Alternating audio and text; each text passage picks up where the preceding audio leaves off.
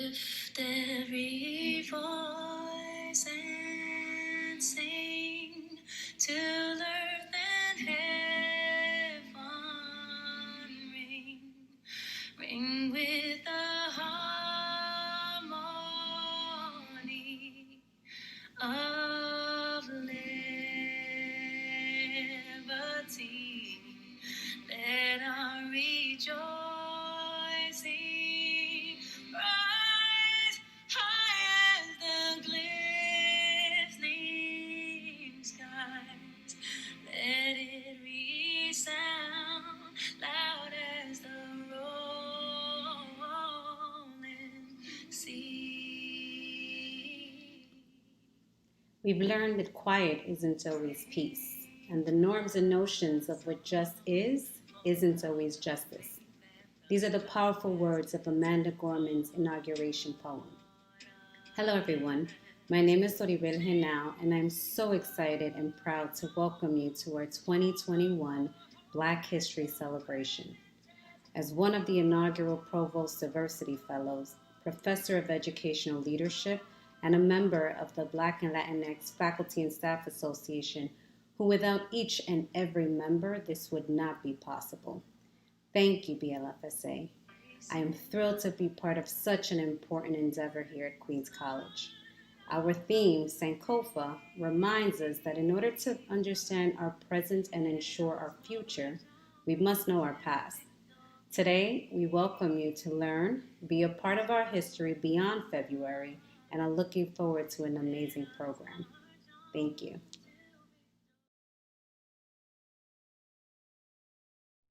I am both honored and pleased to join you at this kickoff event as Queens College celebrates Black History Month.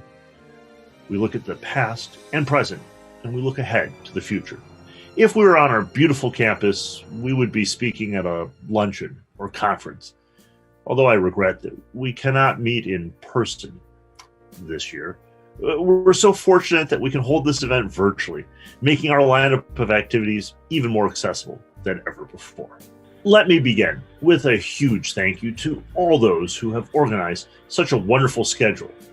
We have done this in record time within the constraints of the pandemic and with reliance on technology that can run the risk of defeat while you're on the path to victory. Everyone involved has proven to be a winner.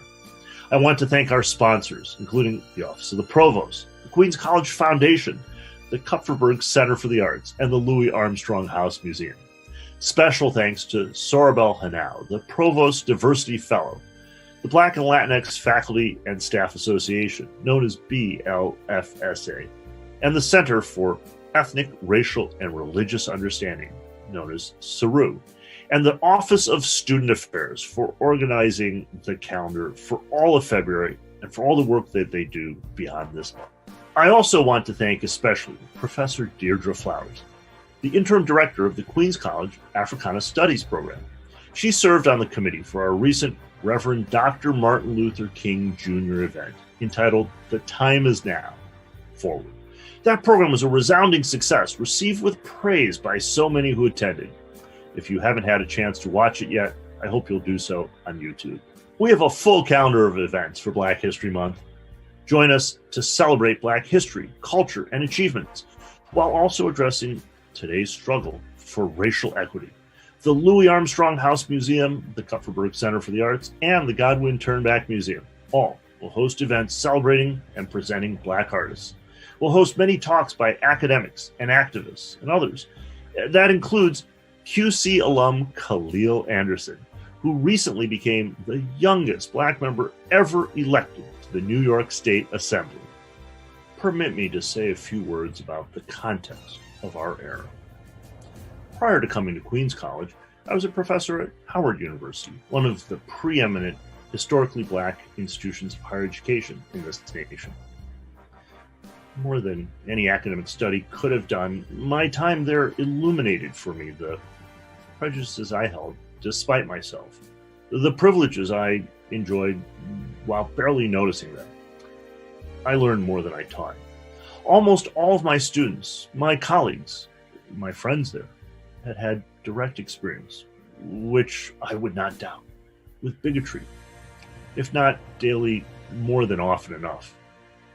Throughout my own life, I faced children on the sidewalk challenging me to kung fu fights and teasing and taunting, but I have not witnessed their parents crossing to the other side of the street or scurrying along because they assumed and signaled without saying a word they thought I might be a thug or worse. That hasn't happened to me once, ever. The preeminent thinker about these matters, a race man for whom that designation was perfect, a public intellectual before the term had been invented, W.E.B. Du Bois, one of the founders of the NAACP, declared that the problem of the 20th century is the problem of the color line.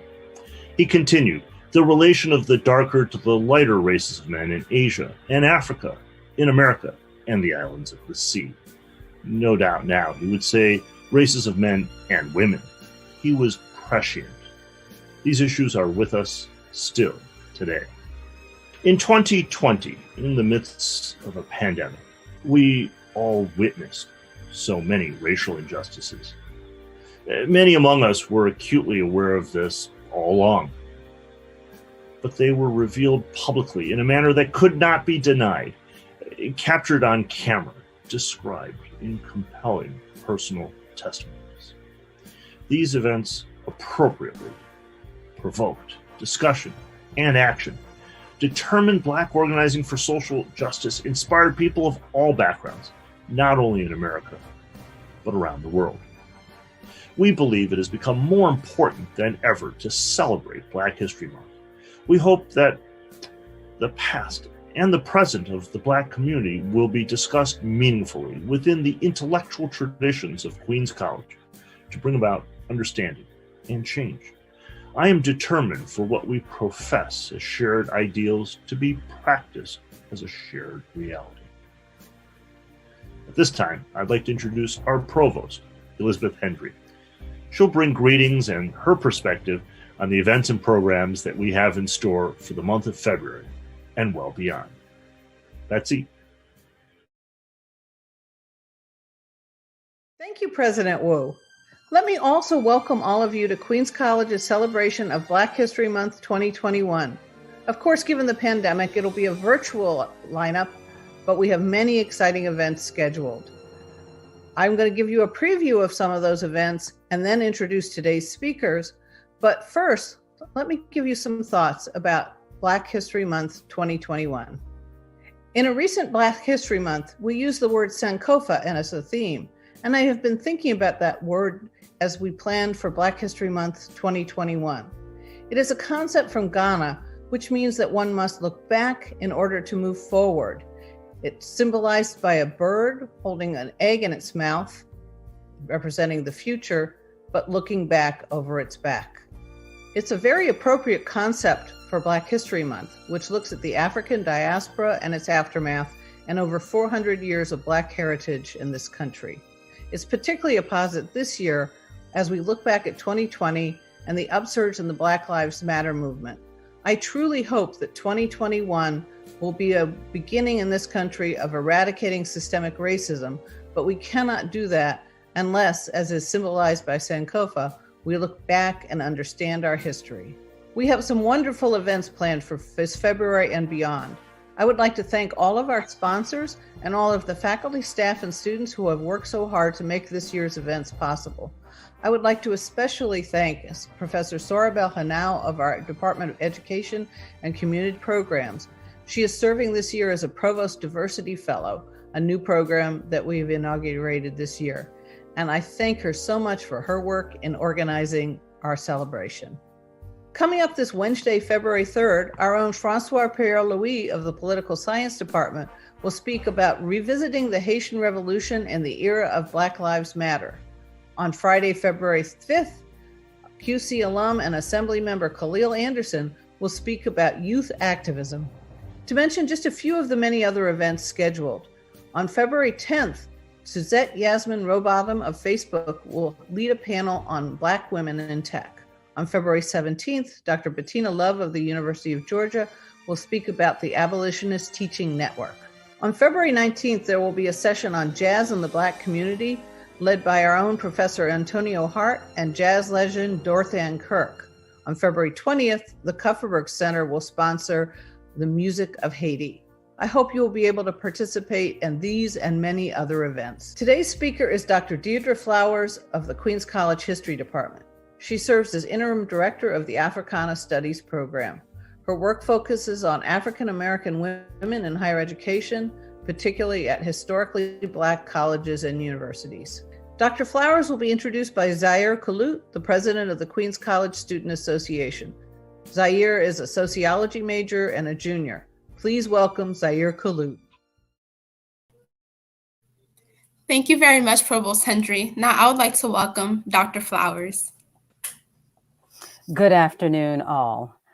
Today, my charge is to deliver a talk about Bennett College's women students' involvement in making social change in early to mid 20th century America. Before diving into this discussion, I am providing a brief history of the significance of Black History Month. During the early 20th century, it was a commonly accepted fact that Black people, African Americans, had little, if any, history of note that showed a contribution to American society, other than their subjugation during the 246 years that forced enslavement was an acceptable practice in the United States.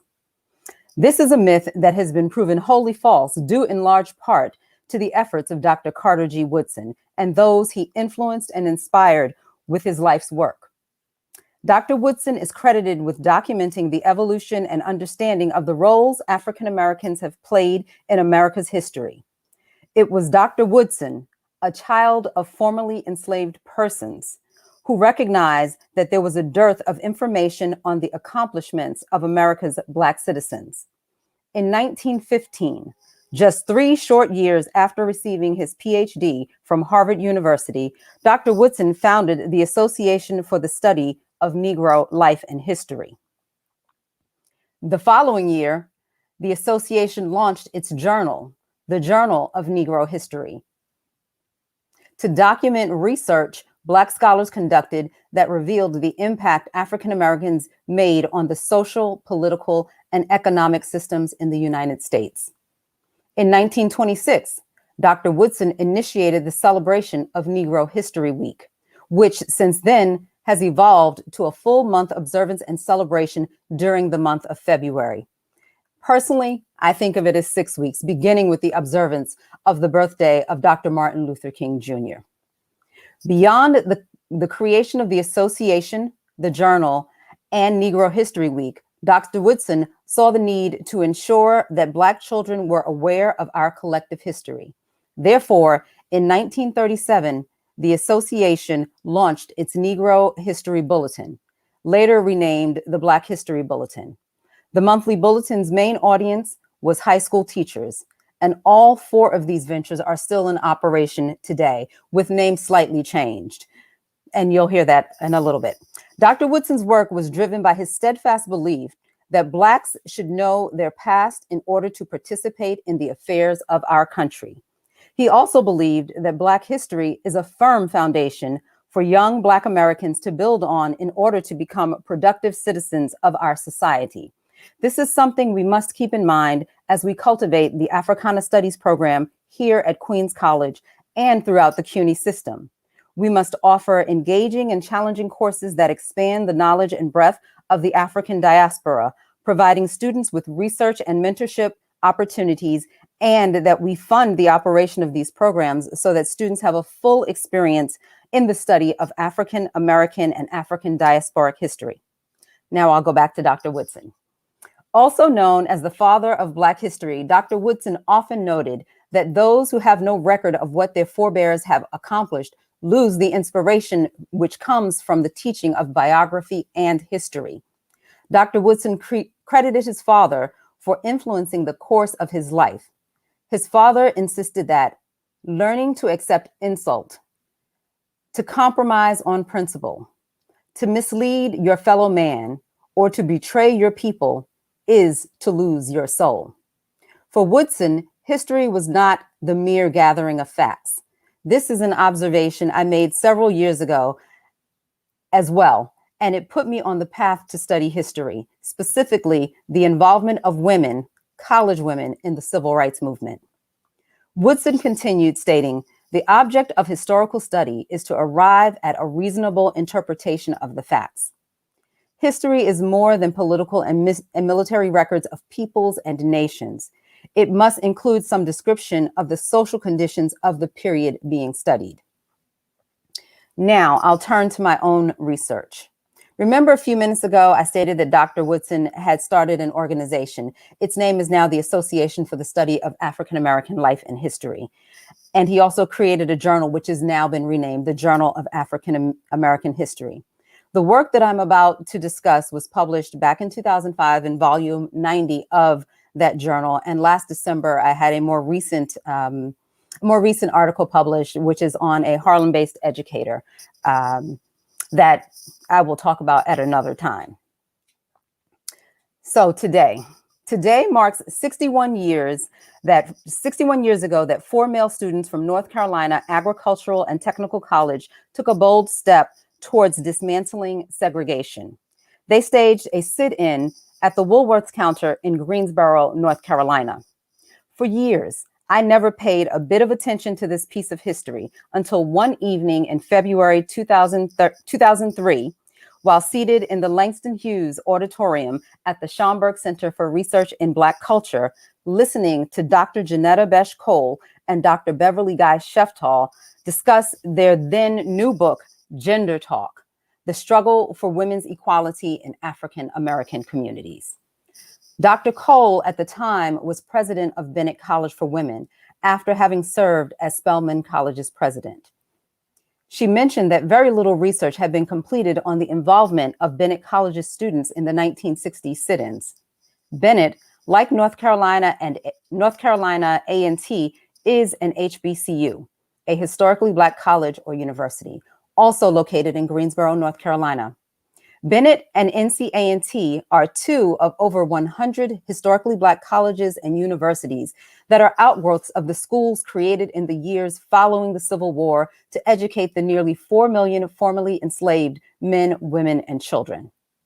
Bennett is one of 2 remaining HBCUs that provide education solely to women, and that would be Bennett and Spelman. Those are the 2.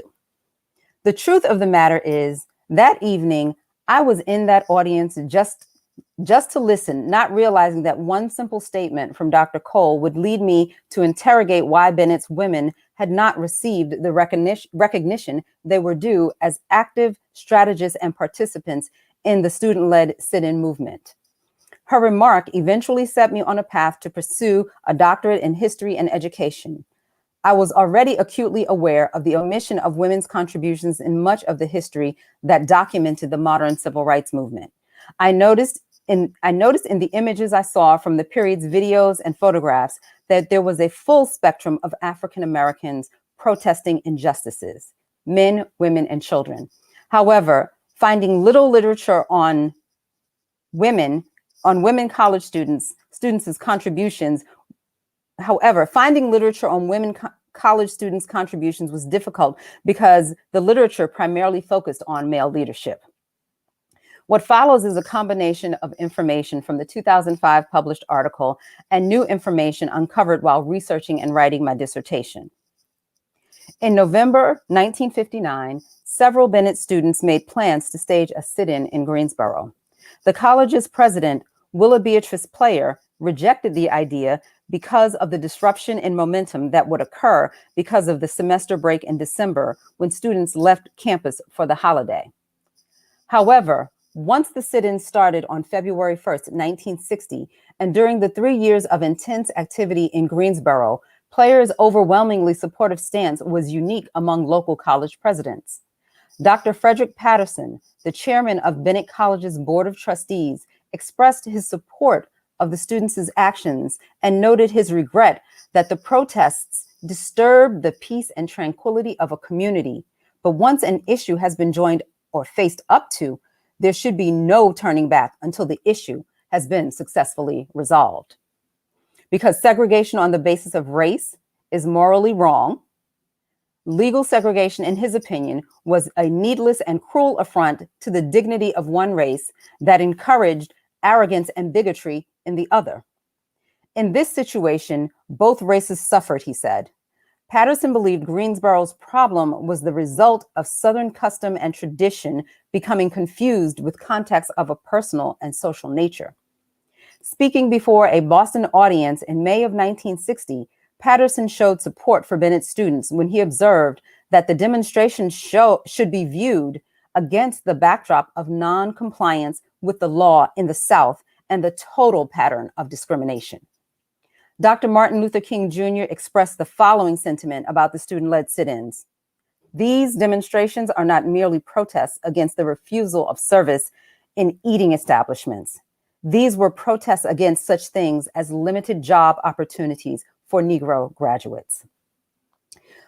What I am discussing in the next few minutes is Bennett College for Women and its commitment to preparing African-American women to be change agents in American society.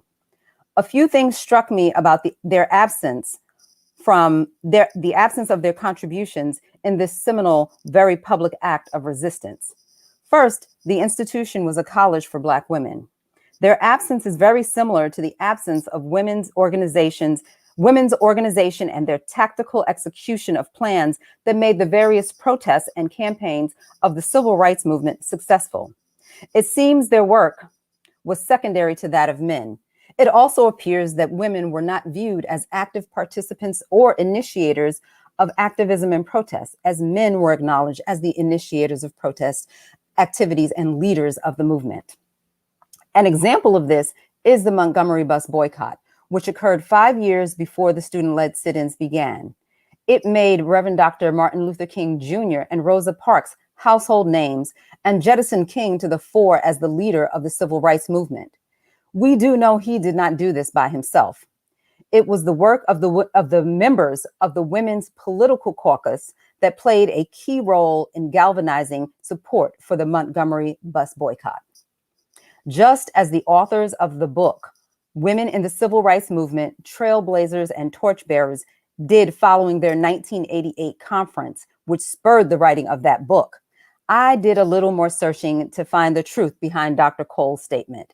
It became clear to me that not only were Bennett College's students' contribution to the sit-in movement significant, but also that their engagement in protest and activism did not begin in 1960. Nor was Bennett College like other HBCUs, which are broadly characterized as conservative institutions. In fact, protest and activism at Bennett College dated back to its reorganization as a college for women in 1926, and the decision to hire David Dallas Jones as its first president. Under his and his successor, Willa Beatrice Player's leadership, Bennett College became an activist institution whose concern for its local community and Black Americans throughout the country and abroad has been expressed and enacted almost since the day it was reorganized as a college for women. Bennett College and its students challenged many of the gender roles and norms expected of Black college-educated women during the early 20th century.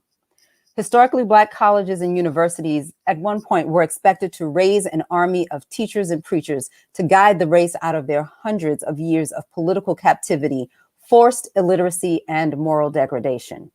Bennett did this by breaking the mold for the traditional model of Black womanhood. Many of the college's rules encouraged Black citizens to conform to the behavior and norms of mainstream American society to show that Black citizens were worthy of respect. They then were able to advance an agenda that worked to dismantle segregation, discrimination, and Jim Crow laws that hindered Black Americans' full access to and exercise of their citizenship rights, rights that by mid-20th century had been denied them for nearly a century. The college showed through its students and alumni that Black college-educated women were intellectually capable of problem solving, cooperating, and competing with white citizens. They also proved that a college education does not necessarily drive a wedge between the educated and the uneducated, that Black women could be educated for self-fulfillment versus only for certain occupations, and that they were capable of moderating their own behavior without the imposition of excessive restrictive rules. Part of Bennett College's mission was to ensure that its students and alumni knew they had a place and a voice in American society by virtue of their citizenship. The college strove to ensure that the education provided to its students offered numerous opportunities to voice their opinion through traditional campus activities, off-campus volunteer work, fundraising, service opportunities, as well as through interactions with external partners. The college's emphasis was on preparing its students and graduates for careers other than teaching, homemaking, and domestic work, which were typical occupations for Black women at that time, as well as focusing on revising the curriculum and developing a co-curricular program that taught students useful skills. This shows Bennett's commitment to preparing students to take on leadership roles once they completed their studies at the college. The Jones and Player team understood that a solid curriculum paired with a thoughtfully composed and administered co-curricular program empowered and inspired students and would encourage them to become leaders once they departed the campus, adding their voices to those seeking a solution to the world's problems. So in writing the dissertation, I used the work of 4 Teachers College, Columbia University graduates, all African-American women whose research and writing guided the parameters by which I assessed Bennett College's students' proclivity and willingness to engage in protest and activism between 1930 and 1960. I'm going to give you a brief synopsis of those 4 items, and then I will bring it to a close. Lucy Diggs Slowe was the first African-American Dean of Women at Howard University, another historically Black college and university.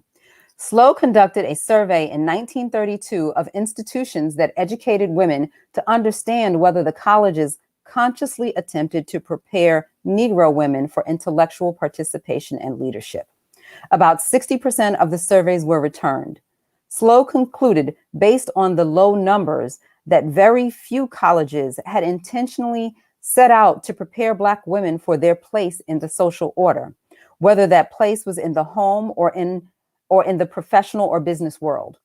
In conducting the survey, Slowe envisioned Black women in new places and understood that a large number studying psychology were likely training to be teachers, which is a traditional occupation, or was a traditional occupation at that point. Questionnaire responses revealed that less than half of the responding colleges gave Black women students an opportunity to participate in self-governance. Only 27% had student councils, while almost 7% had dormitory self-governance and women's leagues.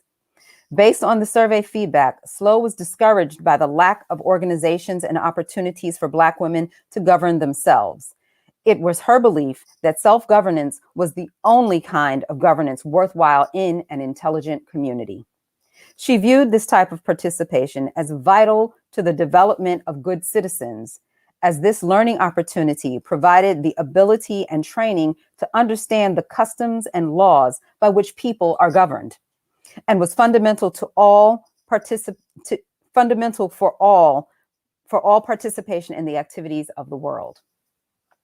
In her 1933 Opportunity magazine article, Slowe acknowledged that industrialization, the achievement of full citizenship rights, and the ability to participate in civic activities contributed to changing the lives not only of white women, but Black women as well. Therefore, their education must prepare them for participatory citizenship. Slowe resolved, Negro women must be prepared for making their contributions to solving the problems of the world. Further, it was her belief that the college must provide opportunities not only for her intellectual development, but also for development of her powers of initiative and self-direction. She concluded, every college woman has a right to expect her college to fit her to approach these problems in an intelligent manner. Our American life is so organized that there must be more and more group cooperation, as well as increasing interest on the part of the individual in the welfare of the group. It seems then necessary for the college to provide the student with some experience in group living, group cooperation, and group welfare. The second person is Marion Vera Cuthbert. Similar to Slow, she was the first African-American woman to serve as Dean of Women at Brooklyn College. Her 1942 dissertation was entitled Education and Marginality, a study of the Negro College woman graduate. She concluded that the Negro woman needs to accept the full implication of leadership, which her position assigns to her.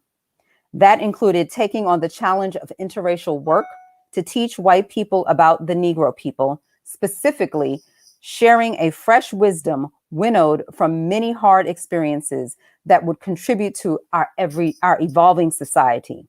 She also called for Black women to be actively concerned about opportunities for the growth and betterment of Negro women's status, to free Black citizens from stereotype thinking and the white world from stereotypes about the Negro, particularly the Negro woman. Willa Beatrice Player, Bennett College for Women's second president, entitled her dissertation, Improving College Education for Women at Bennett College for Women. Player's dissertation research on Black women's college education at Bennett College focused on assessing the effectiveness of the curriculum from the alumni and undergraduate perspective. Essentially, it seemed that Jones and Players enacted at Bennett College the results of Slow's research. Similar to Slow and Cuthbert, her research found that alumni believed more focus was needed to prepare Black women to be participatory citizens and leaders, as well as developing effective ways to deal with problems in the Black community. Player led the college's curriculum revision committee during the 1940s. And last, Jean Levita Noble, the 12th national president of Delta Sigma Theta Sorority Incorporated, was the first African-American woman to be made a full professor at New York University's Steinhardt School of Culture, Education, and Human Development. Similar to Cuthbert's work, Noble's research on Black women's college education sought to understand the Black women college graduates' experience. Noble's conclusion was that Black women felt that the result of a good education should be a moral one. The result of their education would lead to the development of integrity and strength of conviction. For Black women, colleges were to seek ways of cultivating the seeds of self-reliance and self-expression.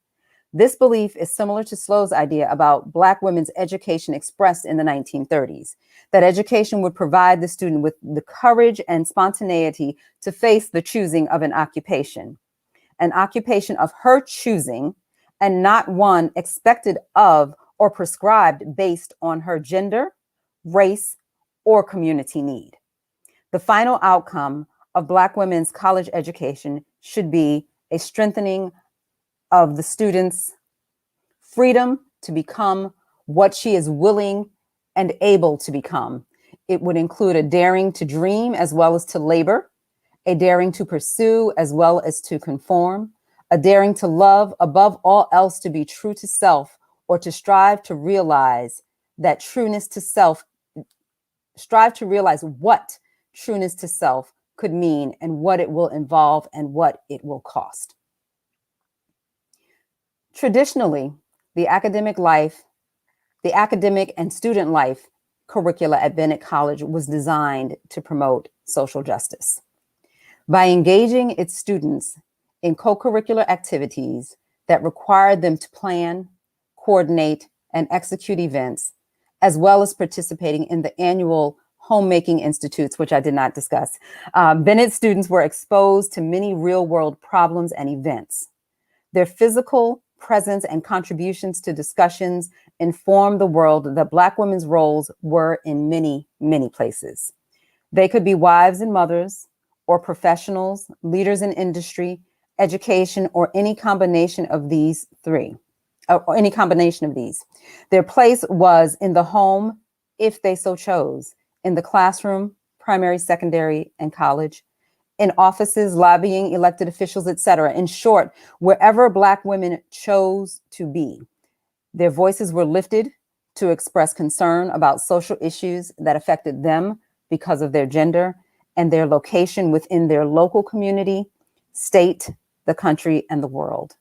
With that information, it is very easy to see how and why Bennett students were actively involved in the 1960 sit-ins and all of the activity in the early to mid 60s in Greensboro, North Carolina.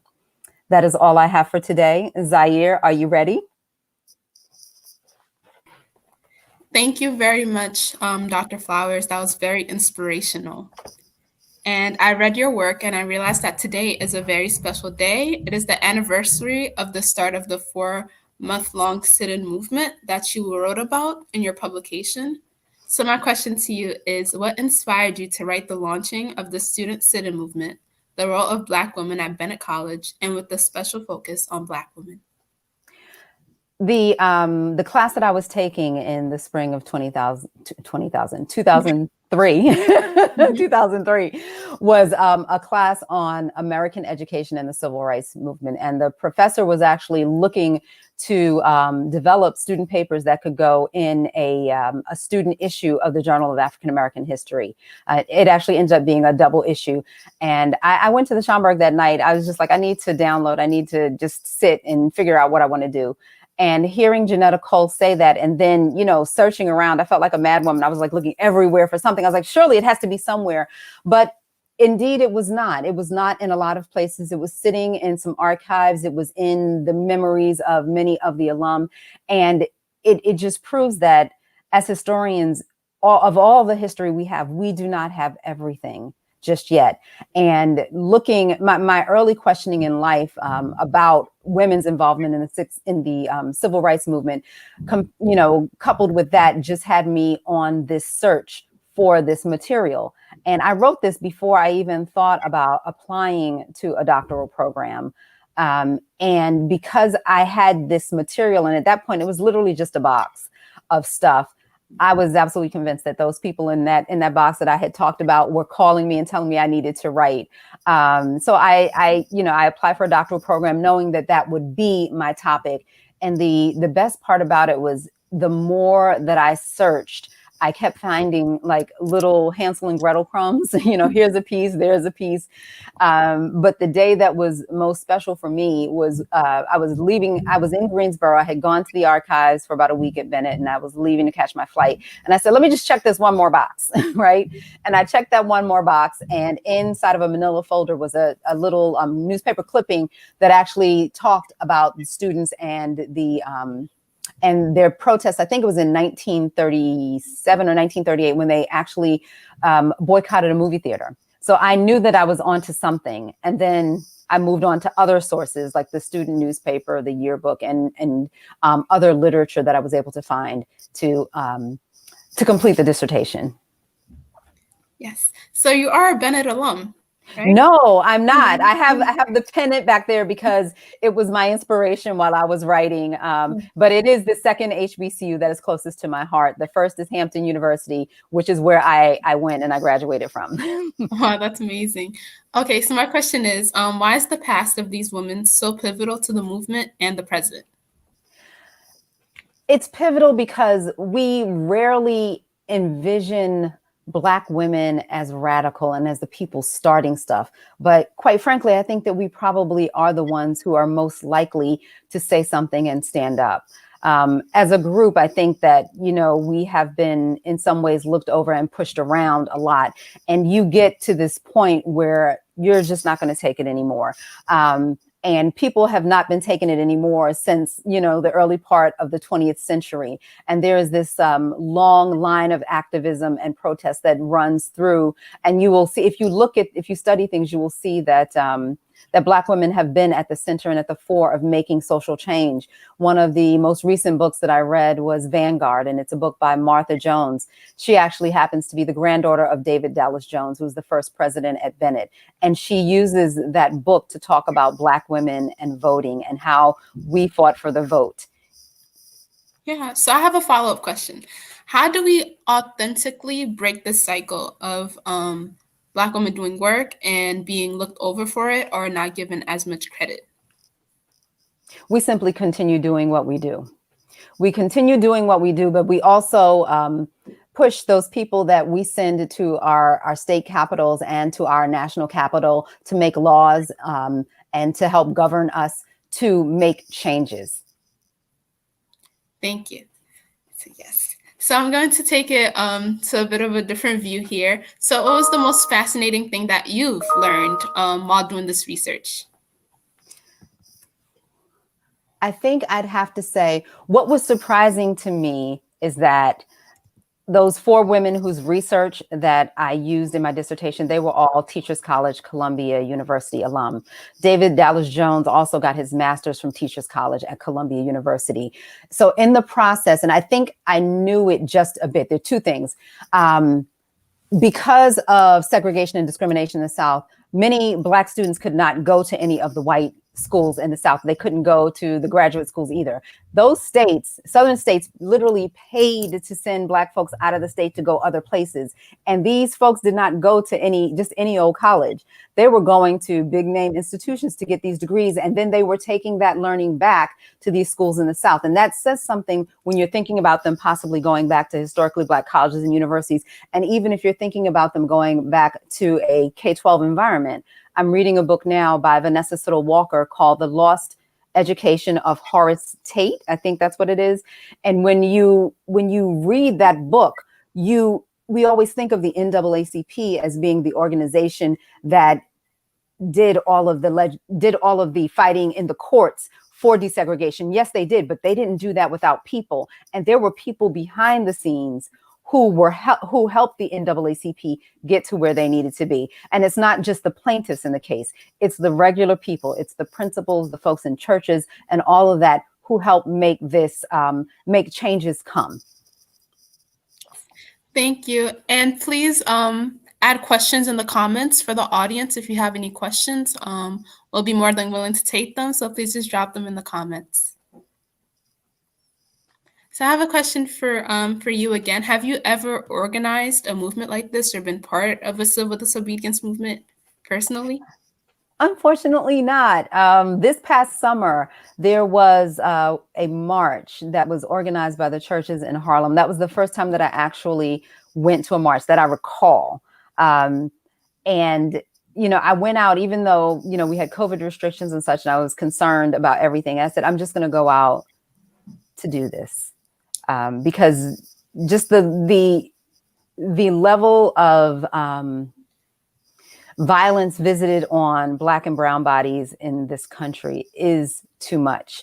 And we are still, revisiting fights that have been fought and we thought were resolved and settled and won, but we keep coming back to it because we, as a collective country, we are not making changes. Yes. So thank you for speaking about the continuing violence in this country. I myself was also at some of these movements over the summer. And my question is, what is the future of peaceful disobedience and why is it important? I think that the importance of it is that it shows our leadership that the citizens care. And this is important enough for us to come out in the period that we're talking about now, but to come out during a pandemic over the summer, we were willing to come out and say, you need to listen to us. You see us. This is us speaking to you, even though we're not having a one-on-one conversation. So we're showing our leaders that this is not the kind of life that we expect to live. And there was a second part to your question. Could you repeat that? Why is it important? Why is this important? Because we have to. One of my chapters in my dissertation had to do with Black women's role, place, and voice in American society. And the voice piece is what, even though we're not speaking, we are telling them unequivocally, this does not work, this is not good. And we should have, as people, as citizens, in the United States and as world citizens, we need to care about our fellow man or woman. I should have said woman. Yeah. So you spoke about citizens of the US and citizens of the world. So that sounds very diverse. I was wondering, why is diversity in these movements important?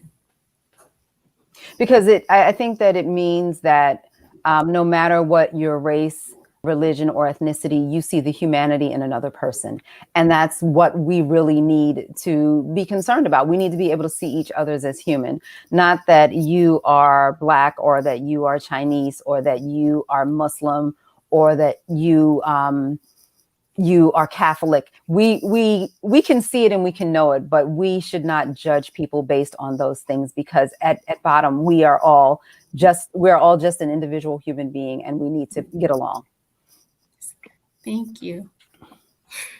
That's a very positive answer that I often don't hear. So my question is, do you think a lot of the times when we see movements of civil disobedience and protests, we often hear like, just wait and your time will come. So my question from your publication is, do you think that the women of these schools would have eventually gotten what they needed in their human rights without them speaking up? No.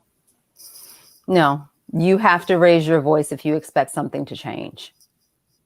Now, there are different ways to raise your voice. A few weeks ago, we had a very interesting demonstration of some people's views, and they attacked the Capitol building. Mm-hmm. It got attention, but was it the best way? There was loss of life, there was damage to property, and disruption of our government. There are ways to do things. Okay. Yes. And not saying there's only one way. There could be multiple ways. But yeah. Yes. So my next question is, we're speaking about students, the students of Bennett College and college students at the time. And I saw that they inspired other organizations bigger than them. So my question is, what was the youth's importance in inspiring organizations like NAACP, CORE, SCLC for the civil rights movement? Wait a minute, I had written that down. You said NAACP, right? Yeah. CORE. Mm-hmm. And SCLC. Yes. I think the NAACP, well, actually NAACP and CORE.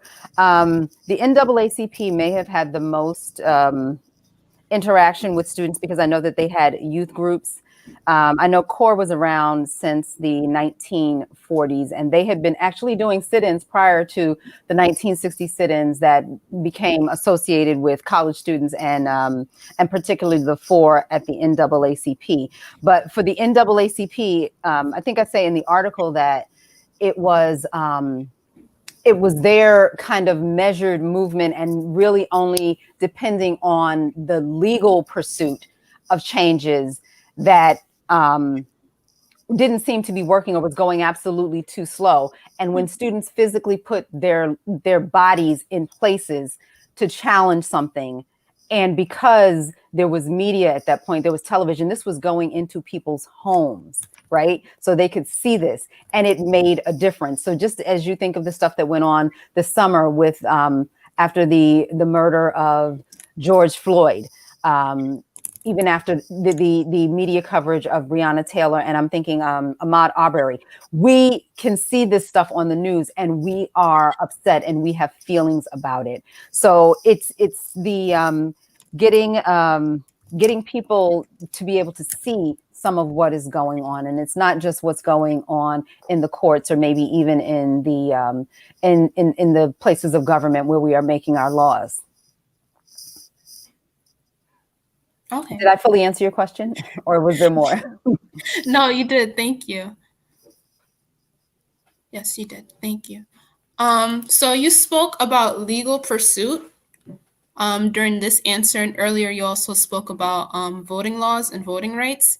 So I was wondering, while speaking about civil disobedience in the civil rights movement, what is the importance of voting during and after a movement? The importance of voting. You are able to, well, let's just think about, we can think about the 2016 election and the 2020 election. You know, many people that voted in 2020 did not vote in 2016. And we got a leader who did some things that just were not in the best interest of our country.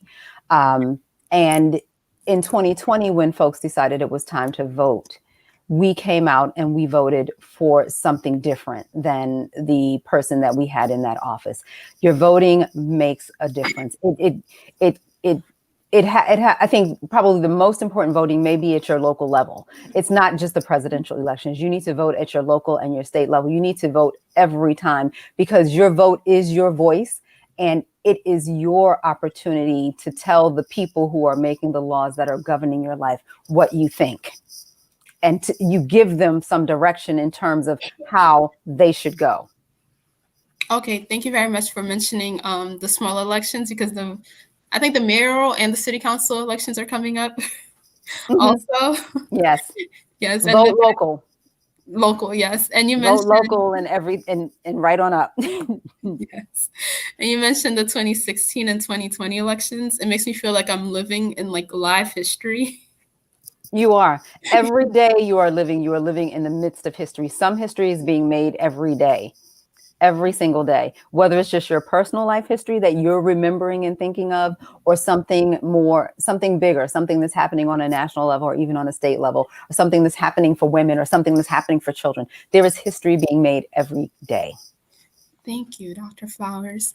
My next question is, what, from your experience of all of your work, would you like us to see that you bring to the Africana Studies Department at Queens College? Repeat that for me one more time. So from the experience of your work that you would like us to see as students that you bring to the Africana Studies Department at Queens College? I guess I would think that from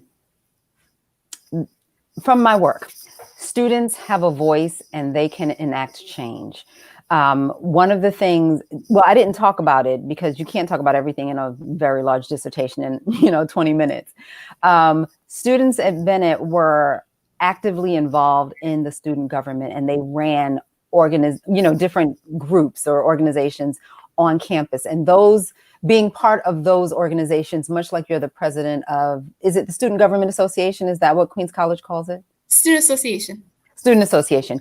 You are getting a set of skills, and I'm actually impressed that you're here doing an interview. I'm like, yes, you're getting a set of skills that you may not get sitting in a classroom listening to a professor or having a conversation with your classmates and your professor in a class. You're getting a different type of an experience, and you're building leadership. And that was one of the things that Bennett College wanted to make sure that they built and they instilled in their students. And if you look at the other three women who wrote about Black women's college education, there was some undertow or some idea of leadership and leadership development in all of their work. And even with David Dallas Jones, he was a visionary. He was also involved in race work in Greensboro. That was his hometown, and he had gone out of Greensboro and had been in Atlanta and other places for a while, and then he came back to his hometown. And there's an interesting story in Martha Jones's book about him as well and his activism. But you are getting leadership opportunities and you're building skills for when you are on the other side of this degree. After you walk across that stage and they give you your diploma and you're ready to go on to, say, graduate school or to a career or to a volunteer service, whatever it is that you're going to do, you're taking away from college not only the knowledge that you got in your classes, but skills that will make you a better citizen of the country and the world. That is very true. I actually learned that during the civil rights movement, I know it was a very long time, I spoke to one of the presidents, the Student Association presidents, and he himself was at Washington for Dr. Martin Luther King's speech. So it's amazing that you said that. And I mean, you will find the more you talk to people from a generation or more before you, you will find interesting tidbits of history that they have participated in. And they may, not to say they may not think much of it, but because it happened so long ago, it may not be like, they may not think that it's the most important thing in the entire world, but then you find out about it and you're like, wait a minute. And sometimes you dig a little deeper and you find out that person was really, really important. And they're just like, I'm just a regular old person now. But there is much to be discovered. He was very nonchalant. Yes.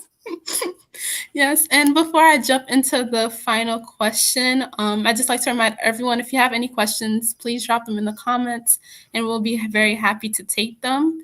And my last question for you, Dr. Flowers, is where can we find your publication if we want to read more? The first, well, actually, both of the articles I wrote are in the Journal of African American History. I would suggest reaching out to Queens College's library to find out if they have access to the Journal of African American History. And then you can go on, log into the library, however you log in, find the journal, and then you can download the article itself. Let's see, I do know, I graduated from Columbia, and they have this portal on their website called Academic Commons. And I'm not sure if people who are not associated with the college would be able to download the information, but I put my publications there. So both of those articles are there, and a couple of other things that I wrote are sitting on their website as well. Thank you very much, Dr. Flowers, for your work at Queens College. I read your publication and it was amazing and a must read. It was very inspirational. Thank you. So thank you for that. Let me check for questions.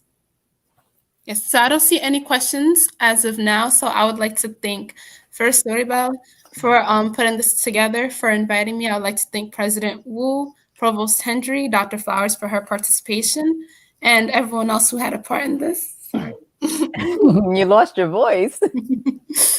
Including the Black Latinx Faculty Staff Association.